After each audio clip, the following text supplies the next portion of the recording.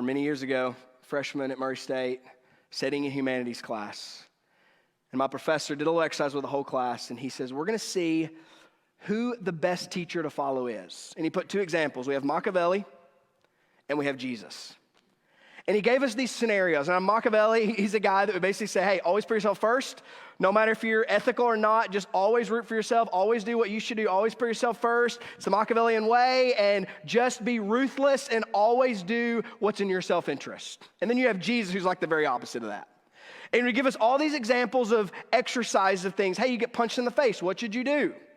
Well, Jesus says, turn the other cheek. Let the guy do it again. Machiavelli would say, stand up for yourself. What about when you're getting sued?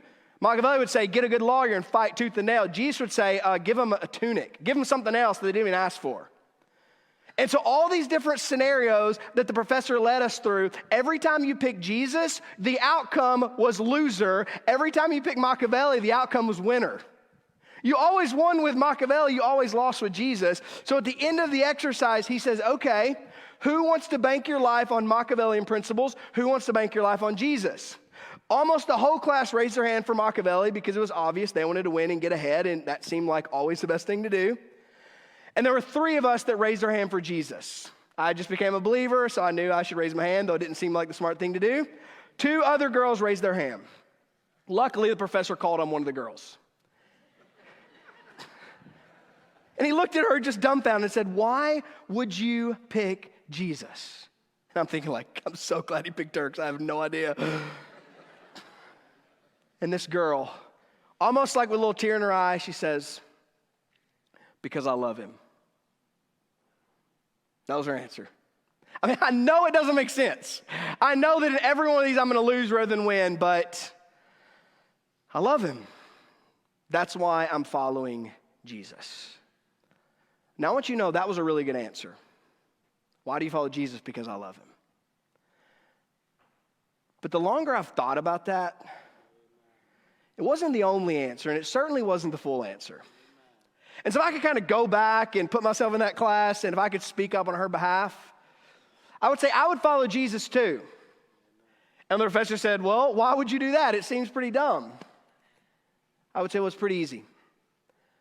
Because Machiavelli's been dead about 500 years. And Jesus rose from the grave. Jesus defeated death. And Jesus is still alive right now, reigning on his throne. And you know what? The Machiavellian way, it always might put you first, and you might always win, but it's got an expiration date of a few decades. And then it's over. Game over. Jesus, the way he's calling us to live, the kingdom that's dawned, the kingdom is coming, the kingdom is going to be forever. It's decades plus 1 billion plus more. It's the forever kingdom that will never end. So you can seek to flourish in this world, but you will only flounder in eternity. Or you can seek to maybe flounder a little bit right now, but flourish in the kingdom of God. And it is a better deal because the kingdom of God lasts forever. But you know what the reality is? When you seek the world's way to find true life, it's not going to work. Just open your eyes and look around on social media and on the news. Does it work, the things we're chasing? The answer is no. Jesus has another way, a better way. It's the kingdom of God way. The way that you can actually be satisfied and happy because you're satisfied in King Jesus. And he's giving you a way to live under his rule and his reign so that you can be a kingdom kid living for the kingdom to come. So why should you go on this journey? Some of the teachings, they're not going to make sense. Some of the teachings are going to be hard to obey. But the other side of them, there's fulfillment and happiness and joy. Because blessed are those who mourn, for they shall be comforted. We're going to see that play out through the Sermon on the Mount.